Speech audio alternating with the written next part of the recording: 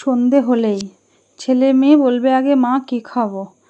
তো কী খাবো, আজকে তো বাইরে অনেক বৃষ্টি হচ্ছে, তো বৃষ্টির জন্য সেরকম দোকানে যেতে পারলাম না। বলেছিল একটু চপ খাবে, তা বললাম ঠিক আছে আমি বাড়িতেই বানিয়ে দিচ্ছি, দাঁড়া একটু চিকেন আছে তাই আমি বানিয়ে দিচ্ছি।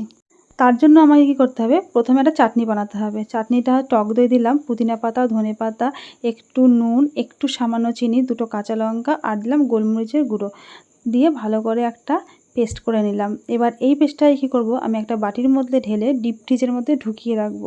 এটা ডিপ ফ্রিজের মধ্যে ঢুকালে একটা সুন্দর খেতে লাগবে, দারুণ লাগবে।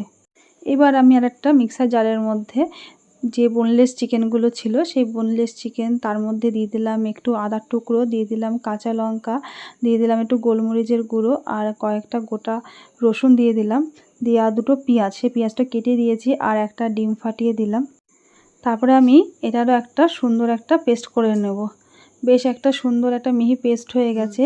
এবার এই পেস্টটাকে আমি একটা প্লেটের মধ্যে ঢেলে নেব।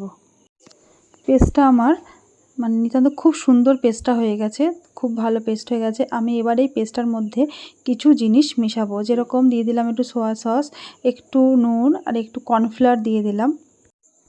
দিয়ে আমি এটা একটু ভালো করে মাখিয়ে নেব।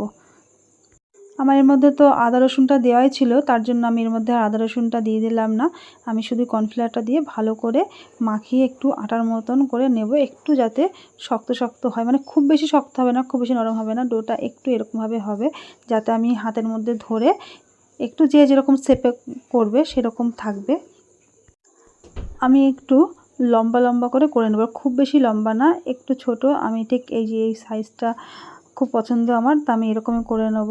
এবার কি করব, একটা বাটির মধ্যে ডিম ফাটাবো। তো একটা ডিম ফাটিয়ে নিলাম, তো ভালো করে চামচ দিয়ে ফেটিয়ে নিলাম। আর একটা জায়গার মধ্যে আমি বিস্কুটের গুঁড়ো নিলাম, বিস্কুটটা আমি বাড়িতে গুঁড়ো করে নিয়েছিলাম। তো এইবার আমি কি করব, ফার্স্টে ওই যে ডোটা ছিল সেটাকে প্রথমে আমি ডিমের মধ্যে চুবিয়ে তারপরে বিস্কুটের যে গুঁড়োটা তার মধ্যে ভালো করে মিশিয়ে রাখবো। তো এই করে আমি সবগুলো করে নেব। আমি এখানে একটু লম্বা লম্বা করেছি, না হলে একটু লম্বাও বলবো না, ঠিক একটু চ্যাপ্টা চ্যাপ্টা করেছি। এটাকে ঠিক গোলও করা যায় কিংবা একটু লম্বাও করা যায়, যে যেরকমভাবে আকার নেবে সেইভাবেই হবে, অসুবিধা কিছু নেই। এবারে একটা কড়াইয়ের মধ্যে তেলটা গরম করলাম, তেলটা খুব বেশি করে হিট করেছি। তারপরে আমি ছেড়ে দিলাম, এক একটা করে সব ছেড়ে দিলাম।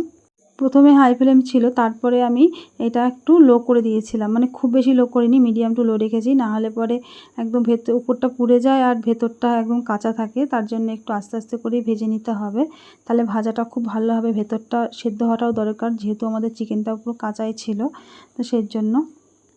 তো ভাজাটা যখন আমার এরকম লাল লাল হবে তখন আমি কী করবো, একটা প্লেটের মধ্যে তুলে নেব। তো এইভাবেই আমি বাদবাকি যেগুলো ছিল সবগুলোই ভেজে নেব। এবার আমি একটা প্লেটের মধ্যে একটু গোলমরিচের গুঁড়ো আর সামান্য একটু বিট নুন হোক বা এমনি নুন হোক, ভালো মতো এটাকে মিশিয়ে নেব। মিশিয়ে প্লেটের মধ্যে সাজিয়ে মাঝখানে সস দিয়ে পরিবেশন করে নেব গরম গরম চিকেনের চপ। তবে খেতে অনেক সুন্দর হয়েছিল, খুবই ভালো হয়েছিল। আর যদি আপনাদের আমার এই ভিডিওটা ভালো লেগে থাকে তো অবশ্যই প্লিজ একটা লাইক করবেন আর একটু শেয়ার করে দেবেন। আরও অনেক রকম রান্না দেখতে হলে আমার পেজটাকে একটু ফলো করে দেবেন। তো আজকের জন্য এই অবধি, সবাই ভালো থাকবেন।